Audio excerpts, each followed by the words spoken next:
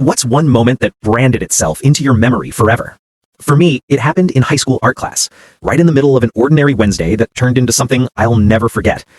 We were just a bunch of teenagers trying to survive another slow afternoon. The classroom smelled like acrylic paints and wet paper towels.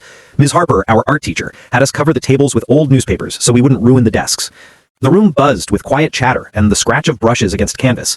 My best friend, Lena, sat next to me. She was the kind of girl who could make a mess look like magic. Paint always smeared across her hands, streaks of color on her cheek, her hair tied up in that chaotic bun she never fixed. She was smiling, humming under her breath, completely lost in her painting. Then, out of nowhere, she froze. Her brush stopped mid-air, dripping red paint onto her palette. Her eyes locked on something on the table beneath her hands. At first, I thought she'd made a mistake on her painting. But when I followed her gaze, I saw it. A newspaper headline printed in bold black letters. Local man sentenced to 12 years in prison for fraud.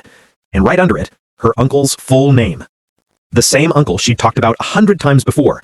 The one who took her to her first concert. The one who taught her how to draw when she was little. The color drained from her face like someone had pulled a plug inside her.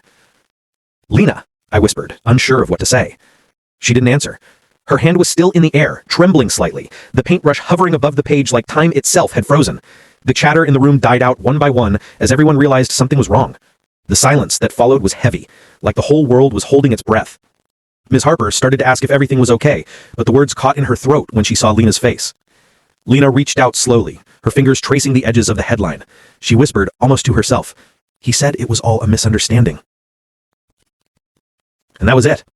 No tears, no screaming. Just those quiet words hanging in the air. Miss Harper gently took the newspaper away and guided her out of the classroom, hand on her shoulder. The rest of us just sat there, staring at the empty seat she left behind. No one said a word. When she came back the next day, she acted like nothing had happened, but something in her had changed. Her laughter was quieter. Her paintings turned darker, shadows and storm clouds replacing the bright skies she used to paint. A few weeks later, she told me she'd stopped visiting him in prison. She couldn't look at him the same way anymore. "It's weird," she said softly one afternoon, "how someone you love can become a stranger overnight." That moment, the newspaper headline, the dripping paint, the silence that followed, it never left me.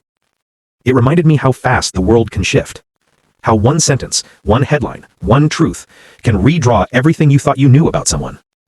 And even years later, whenever I smell acrylic paint or see an old newspaper, that image flashes back. Lena, frozen in time, staring at a story that changed her life forever.